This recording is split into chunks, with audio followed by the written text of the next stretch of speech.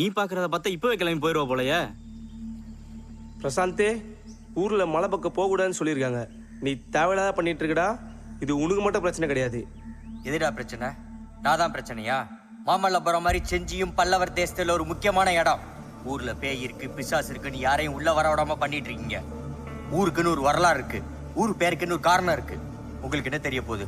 முதல்ல அந்த ஊரை விட்டு வெளியே வாங்கடா.